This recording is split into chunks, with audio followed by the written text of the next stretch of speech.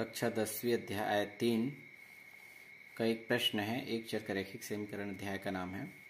हमें प्रश्न दिया गया है वर्ग समीकरण, यानी कि ये वर्ग समीकरण है और इसमें हमें ज्ञात करना है मूलों का योगफल और गुणनफल। तो सबसे पहले इस वर्ग समीकरण दिया गया है, वर्ग समीकरण को हम यहाँ पर लिख लेंगे कि इस तरह से लिखा जाएगा। फिर इसकी हम वर्ग समीकरण का मानक रूप होता है x square plus b x plus c is equal to 0 से हम तुलना करेंगे।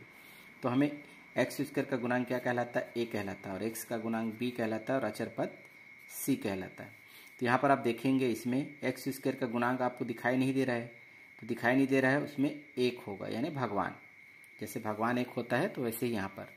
फिर यहाँ पर देखेंगे एक्स का गुणांक बी होता है, तो यहाँ पर एक्स का गुणांक क्या है ना, ऋण 5, ये होगा बी का मान। और अचर पद क्या है? सी अचर पद है, तो अचर पद क्या है आपके पास? ऋण 24।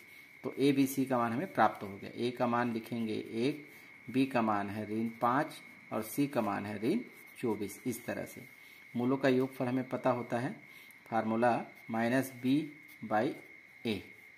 तो सबसे पहले माइनस को लिखें, यहीं पर बच्चे गलती करते, ध्यान से देखें। माइनस पहले लिख लें, अब बी के स्थान पर मुझे क्या लिखना है? -5।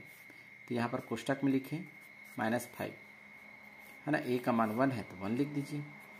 अब देखो माइनस और माइनस कोष्टक में होने के कारण गुना में है, तो माइनस माइनस का गुना प्लस होता है, तो +5 होगा, तो 5 ही लिख सकते हैं इसको। 5/1 इज इक्वल टू 5। इसी प्रकार है मूलों का गुणनफल C/A। तो C का मान हम देखें, है ना, -24 है और A का मान है 1 से भाग करेंगे तो यही मान प्राप्त होगा, अर्थात -24। तो ये दोनों आपके आंसर होंगे। इस तरह से क्वेश्चन को आसानी से हम सॉल्व कर सकते हैं।